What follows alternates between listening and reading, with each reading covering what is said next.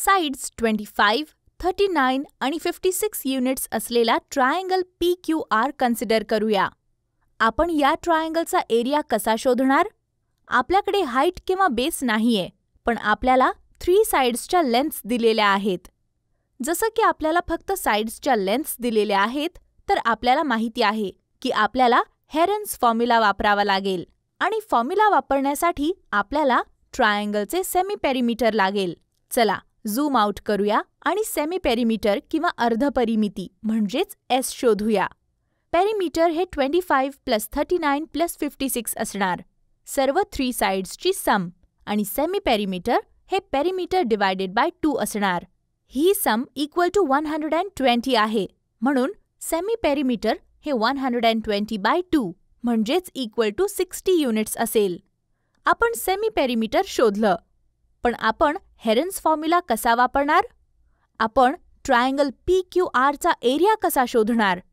Area of triangle PQR equal to the square root of S multiplied by S minus A multiplied by S minus B multiplied by S minus C असणार, जिथे A, B आणि C या ट्रायंगलच्या 3 sides आहेत.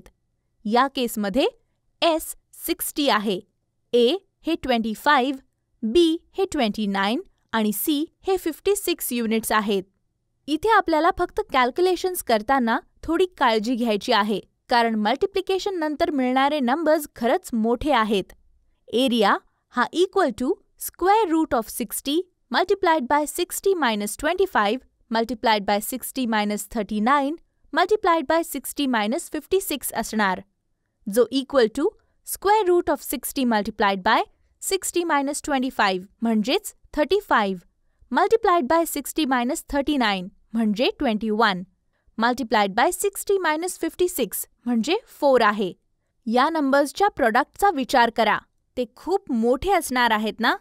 Product शोधण्यासाठी तुम्ही जी इथे सगळ्यात वाईट गोष्ट करू शकता ती म्हणजे नंबर्सना मल्टिप्लाय करणं. आमच्या स्क्वेअर रूट्सवर बेस्ड व्हिडिओमध्ये आपण बघितलं आहे की जर नंबर्स मोठे असतील तर आपण स्क्वेअर रूट शोधण्यासाठी प्राइम फॅक्टरायझेशन मेथड म्हणजे मूळ अवयव पाडण्याच्या पद्धतीचा वापर करतो, आणि प्राइम फॅक्टरायझेशन मेथड वापरण्यासाठी आपण सर्व नंबर्सना त्यांच्या प्राइम फॅक्टर्समध्ये रिड्यूस करतो. सुरुवात करण्यासाठी नंबर 60 बघूया. 60 ला 2 टाइम्स 2 टाइम्स 3 टाइम्स 5 असं लिहिता येऊ शकतं, तर 35 ला 5 मल्टिप्लाइड बाय 7 असं लिहिता येऊ शकतं.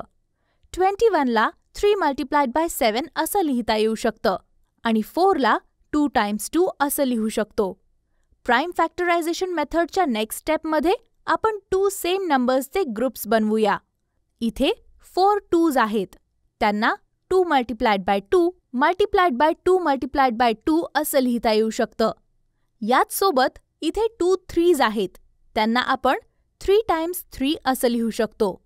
2 5sला 5 टाइम्स 5 असं लिहू शकतो, आणि 2 7sला 7 टाइम्स 7.